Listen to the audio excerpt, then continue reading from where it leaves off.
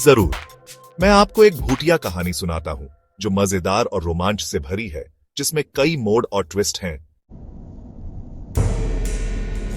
एक सुनसान रात थी। काली घटाएं आसमान में छाई हुई थीं और हवा में एक अजीब सी सिहरन थी। गांव के बाहर बरगद का एक पुराना पेड़ सदियों से खड़ा था। लोग कहते थे कि उस पेड़ पर एक चुड़ैल का साया है जो पूर्णिमा की रात को राहगीरों को परेशान करती है। राहुल और उसका दोस्त अमित दोनों ही बड़े हिम्मत वाले थे और भूत प्रेतों की कहानियों पर बिल्कुल विश्वास नहीं करते थे। एक रात शर्त लगी कि कौन उस बरगद के पेड़ के पास आधी रात गुजार सकता है। अमित थोड़ा डरा हुआ था, लेकिन राहुल के जोश में आकर वह भी तैयार हो गया। आधी रात को दोनों दोस्त मोटरसाइकिल पर सवार होकर बरगद के पेड़ की ओर निकले। गांव की सीमा पार करते ही हवा और भी ठंडी हो गई और सन्नाटा गहरा गया। पेड़ के पास पहुंचकर राहुल ने मोटरसाइकिल रोकी।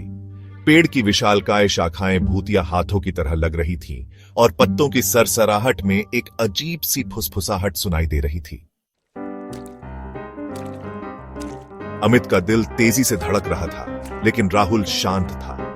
उन्होंने पेड़ के नीचे बैठकर बातें करना शुरू कर दिया, भूत प्रेतों की कहानियों का मजाक उड़ाते हुए। अचानक हवा तेज हो गई और पेड़ की शाखाएं जोर जोर से हिलने लगी, मानो कोई अदृश्य शक्ति उन्हें हिला रही हो। राहुल ने कहा, यह तो बस हवा है, लेकिन उसके चेहरे पर भी थोड़ी घबराहट दिखाई दे रही थी। तभी एक रहस्यमयी आवाज आई, कौन है यहां? अमित डर के मारे राहुल का हाथ पकड़ लिया। आवाज धीरे धीरे तेज होती गई और ऐसा लग रहा था जैसे कोई उनके बिल्कुल करीब खड़ा हो।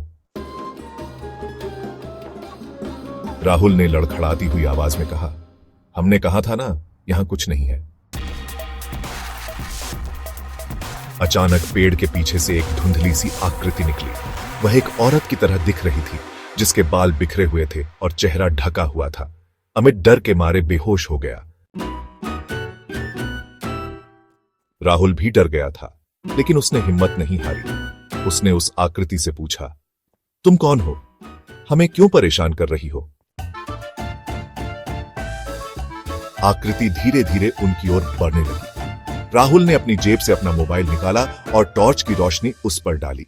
और यहीं आता है पहला ट्विस्ट। टॉर्च की रोशनी पड़ते ही वह आकृति तेजी से पीछे हटी और एक पेड़ के तने के पीछे छिप गई। राहुल को कुछ अजीब लगा। अगर यह भूतनी थी तो रोशनी से क्यों डर रही थी? राहुल धीरे धीरे उस पेड़ के पास गया और टॉर्च की रोशनी डाली। वहां कोई नहीं था, लेकिन जमीन पर कुछ गिरा हुआ था, एक घुंघरू। यह घुंघरू गांव की नर्तकी रूपा का था, जो कुछ महीने पहले रहस्यमय तरीके से गायब हो गई थी। राहुल को शक हुआ, क्या यह रूपा का भूत है? लेकिन वह छिप क्यों रही थी? वह अमित को होश में लाया और दोनों गांव वापस भागे। उन्होंने गांव के बड़े बुजुर्गों को सारी बात बताई। सुनकर सब हैरान रह गए। अगली रात राहुल और कुछ गांव वाले फिर से उस पेड़ के पास गए, इस बार पूरी तैयारी के साथ। उन्होंने पेड़ को घेर लिया और इंतजार करने लगे। आधी रात होते ही वही आवाज सुनाई दी और वही धुंधली आकृति दिखाई दी। गांव वालों ने उसे पकड़ने की कोशिश की, लेकिन वह तेजी से भागने लगी। पीछा करते हुए वे उसे जंगल के एक पुराने खंडहर तक ले गए। जब उन्होंने खंडहर के अंदर देखा तो उनके होश उड़ गए। यहां आता है दूसरा बड़ा ट्विस्ट। खंडहर के अंदर रूपा जिंदा थी, लेकिन वह जंजीरों से बंधी हुई थी और बुरी हालत में थी।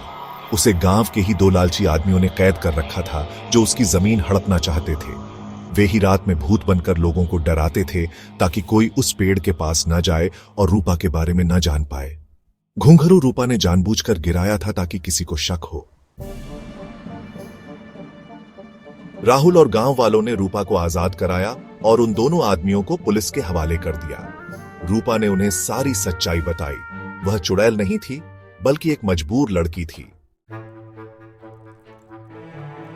इस तरह एक भूतिया कहानी एक रोमांचक मोड़ लेती है और सच्चाई सामने आती है। डर और रहस्य के पीछे छिपी एक मानवीय कहानी का अंत होता है। तो कैसी लगी ये मजेदार और ट्विस्ट से भरी कहानी? अगर आपको हमारी वीडियो अच्छी लगी तो वीडियो को लाइक और शेयर कीजिए और हमारे चैनल को सब्सक्राइब कीजिए ताकि आपको हमारी लेटेस्ट वीडियो मिलती रहे। आप वीडियो देखते हो मगर चैनल को सब्सक्राइब नहीं करते, तो चलो इस बार चैनल को सब्सक्राइब कीजिए और बेल आइकॉन को प्रेस कीजिए। इससे मुझे मोटिवेशन मिलता है। तो भाई लोगों, चैनल को सब्सक्राइब कीजिए।